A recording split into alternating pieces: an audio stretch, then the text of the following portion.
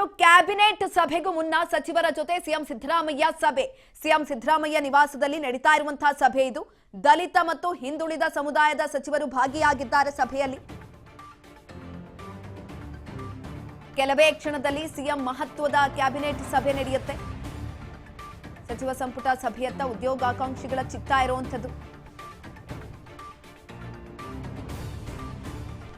Cabinet ಸಭೆಗೂ ಮುನ್ನ ಸಚಿವರ ಜೊತೆ ಸಿಎಂ ಸಿದ್ದರಾಮಯ್ಯ ಸಭೆಯನ್ನ ಮಾಡ್ತಾರೆ. ವಿಧಾನಸೌಧದಲ್ಲಿ ನಡೀತಾ ಇರುವಂತಹ ಸಭೆ ಇದು.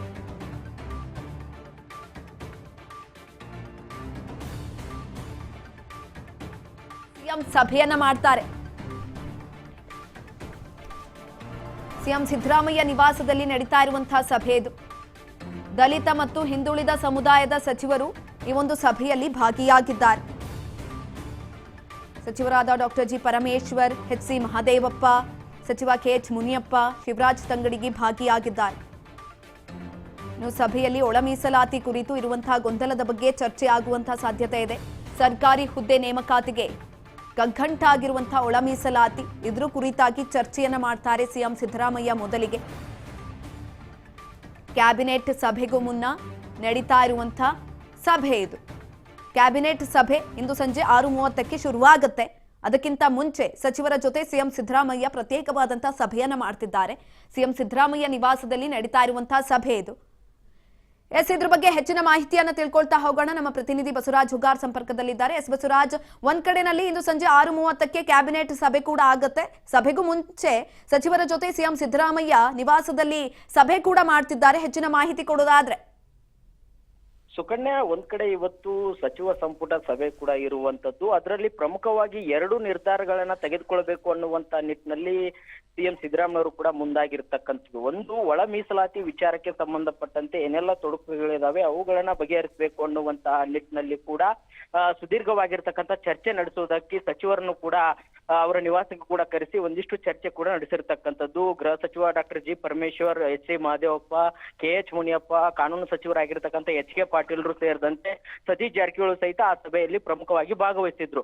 ಪ್ರಮುಖವಾಗಿ ಆ ಸಭೆಯಲ್ಲಿ ಒಳ ಮೀಸಲಾತಿ ವಿಚಾರಕ್ಕೆ ಸಂಬಂಧಪಟ್ಟಂತೆ ಒಂದಿಷ್ಟು ಏನು ರಾಜ್ಯಪಾಲರು ಈಗಾಗಲೇ ಅಂಕಿತ ಕೂಡ ಹಾಕಿಲ್ಲ, ಕೆಲವೊಂದಿಷ್ಟು ಮಾರ್ಪಾಡು ಮಾಡಬೇಕು ಅನ್ನುವಂತ ನಿಟ್ಟಿನಲ್ಲಿ ಕೂಡ ಅವರು ವಾಪಸ್ ಕಳಿಸಿದ್ರು. ಅದನ್ನ ರಾಜ್ಯಪಾಲರಿಗೂ ಕೂಡ ಈಗಾಗಲೇ ಆ ನಿಯೋಗ ತೆಗೆದುಕೊಂಡು ಹೋಗಿ ಅಲ್ಲಿ ಸಿಎಂ ಸಿದ್ದರಾಮಯ್ಯ ಜೊತೆ ಚರ್ಚೆ ನಡೆಸಿ ಈಗಾಗಲೇ ರಾಜ್ಯಪಾಲರಿಗೂ ಕೂಡ ಹೋಗಿ ಭೇಟಿಯಾಗಿ ಅದಕ್ಕೆ ಅಂಕಿತ ಹಾಕಬೇಕು ಅನ್ನುವಂಥದ್ದು ಕೂಡ ಮನವಿ ಕೂಡ ಸಲ್ಲಿಸಿ ಬಂದಿದ್ದಾರೆ ಒಂದು ಸಚಿವ ಸತೀಶ್ ಜಾರಕಿಹೊಳಿ ಅವರು ಮತ್ತೆ ಪರಮೇಶ್ವರ್ ಅವರ ನಿಯೋಗ.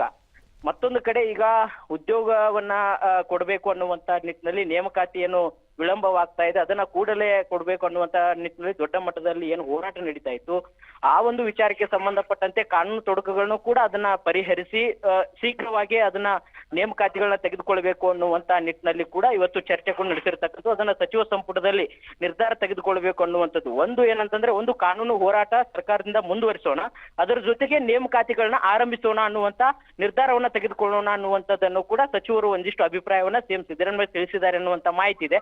ಹಾಗಾಗಿ ಇವತ್ತಿನ ಸಚಿವ ಸಂಪುಟದಲ್ಲಿ ಎಲ್ಲ ಸಚಿವರ ಮತ್ತೊಮ್ಮೆ ಸಲಹೆ ಪಡೆದುಕೊಂಡು ನೇಮಕಾತಿ ವಿಚಾರಕ್ಕೆ ಸಂಬಂಧಪಟ್ಟಂತೆ ಮತ್ತೆ ಒಳ ಮೀಸಲಾತಿ ವಿಚಾರಕ್ಕೆ ಸಂಬಂಧಪಟ್ಟಂತೆ 2 ವಿಚಾರಗಳಿಗೆ ಒಂದು ಸಂಪುಟದಲ್ಲಿ ಒಂದು ತೀರ್ಮಾನ ತೆಗೆದುಕೊಳ್ಳುವಂತ ಸಾಧ್ಯತೆ ಇದೆ. ಸುಕನ್ಯಾ, ಧನ್ಯವಾದಗಳು ಬಸವರಾಜ್ ಹುಗಾರ್ ಹೆಚ್ಚಿನ ಮಾಹಿತಿಗಾಗಿ. ಶೀಘ್ರದಲ್ಲಿ ಖಾಲಿ ಹುದ್ದೆ ಭರ್ತಿಗೆ ಸರ್ಕಾರ ಚಿಂತನೆಯನ್ನ ಮಾಡ್ತಾ ಇದೆ. ಒಂದ್ ಕಡೆನಲ್ಲಿ ಕ್ಯಾಬಿನೆಟ್ ಸಭೆ ನಡೀತಾ ಇರುವಂತದ್ದು. ಈ ಸಭೆ ಉದ್ಯೋಗಾಕಾಂಕ್ಷಿಗಳ ಚಿತ್ತವನ್ನ ಆ ಕಡೆ ಮಾಡಿದೆ. ಜೆನ್ಸಿಗಳು ಮಾಡ್ತಾ ಇರುವಂತ ಈ ಒಂದು ಪ್ರತಿಭಟನೆಗೆ ತಕ್ಕ ಪ್ರತಿಫಲ ಸಿಗತ್ತಾ ಅನ್ನೋದನ್ನ ಕಾದು ನೋಡ್ಬೇಕಾಗಿದೆ.